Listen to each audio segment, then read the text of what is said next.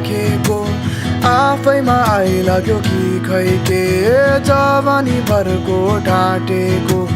बुझ्न नसकिने खै के हो दुई दिने रितको संसार यो